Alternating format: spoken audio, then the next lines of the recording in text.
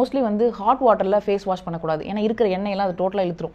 Gold வாட்டரில் pimples இருக்கிறவங்க அடிக்கடி ஃபேஸ் வாஷ் பண்ணிக்கலாம். பிம்பிள்ஸ் இருக்கிறனால எக்ஸ்டர்னலாக க்ரீம் அப்ளை பண்ணக்கூடாது. ஏன்னா ஆயிலி ஃபேஸில் ஆல்ரெடி பிம்பிள்ஸ் வருது. நம்ம திருப்பி அந்த ஆயில் க்ரீமை தடவிட்டே இருந்தோம்னா அந்த ஸ்கின் வந்து சரியாக மூச்சு விட முடியாமல் அந்த டாக்ஸின்ஸ் எல்லாமே இன்னும் உள்ளுக்கே தங்கிட்டு இருக்கும். ஸோ அதுக்கு அவங்க ஹோம் ரெமடியாக என்ன பண்ணலாம்னா, டேபிள் சால்ட் இருக்குல்ல, அதை வந்து கொஞ்சமாக தண்ணி மட்டும் நல்லா திக்காக ஊற்றி மிக்ஸ் பண்ணிவிட்டு அதை மட்டும் பிம்பிள்ஸ் இருக்கிற இடத்துல வச்சுட்டாங்க அப்படின்னாவே உள்ள இருக்கக்கூடிய அந்த டாக்ஸின்ஸ் எல்லாமே அது ரிமூவ் பண்ணிவிடும். ஏன்னா நம்மளே த்ரோட்டில் இன்ஃபெக்ஷன் வந்து என்ன பண்ணுறோம், உப்பு தண்ணி போட்டு கொப்பளிக்கிறோம்.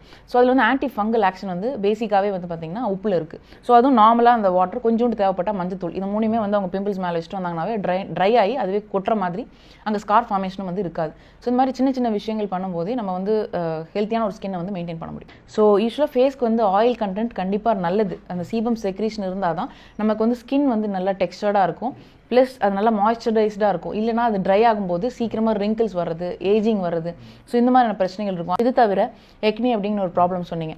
ஸோ இந்த எக்னி வந்து பார்த்திங்கன்னா ஜென்ரலி உள்ளே இருக்கக்கூடிய ஹார்மோனல் இம்பேலன்ஸ்னால உண்டாகிறது தான். ஃபார் எக்ஸாம்பிள் மென்ஸ்க்கு வந்து டெஸ்டாஸ்டரான் வந்து இருக்கக்கூடிய மேல் ஹார்மோன், ஆண்ட்ரோஜெனிக் ஹார்மோன்.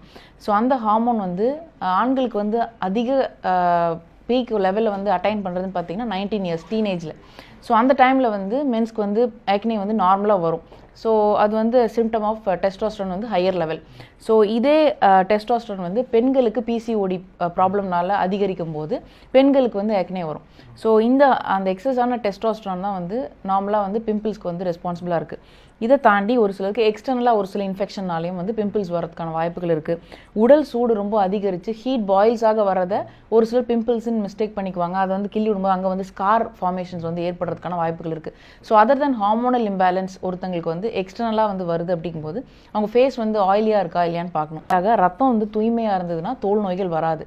இது எளிதாக நம்ம தெரிஞ்சுக்கணும்னா நம்மளோட உள்ளங்கையில் வந்து பார்த்திங்கன்னா ஒரு சிலருக்கு தோல் நோய்கள் இருக்கிறவங்களுக்கு கருப்பாக அந்த சென்டரில் மட்டும் ட்ரையாங்கிள் ஷேப்பில் இருக்கும், சுற்றி எல்லாமே பிங்கிஷாக இருக்கும்.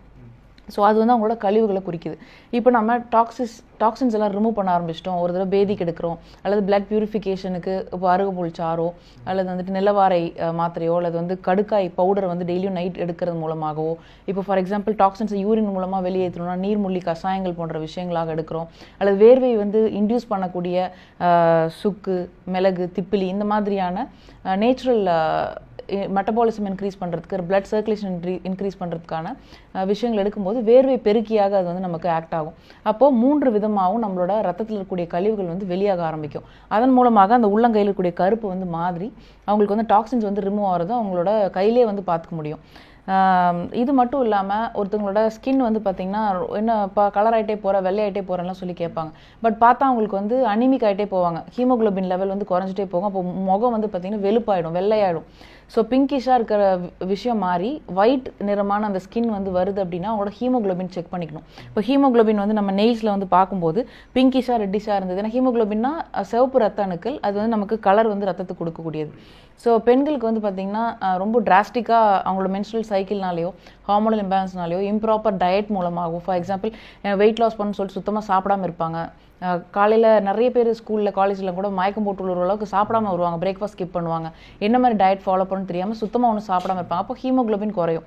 அப்போ அவங்க நெயில்ஸில் வந்து பார்த்திங்கன்னா ஃபுல்லாகவே வெள்ளையாக இருக்கும், அந்த பிங்கிஷ் ரெட்டி ஸ்டோன் இல்லாமல். ஸோ அதை வச்சு அவங்க வந்து செக் பண்ணி அவங்க ஃபார் எக்ஸாம்பிள் ஹீமோகுளோபின்னா ஹீம்னா அயன், குளோபின்னா ப்ரோட்டீன், இரும்பு சத்து புரத சத்து கம்பைண்டாக சாப்பிடும்போது அது இன்டியூஸ் ஆகும்போது ஃபேஸ்க்கு வந்து ஒரு வகையான பிங்க் டிங்ட் வந்து கிடைக்கும். ஸோ அதன் மூலமாக அவங்க வந்து ஸ்கின்னை வந்து ஹெல்த்தியாக வச்சுக்கலாம்.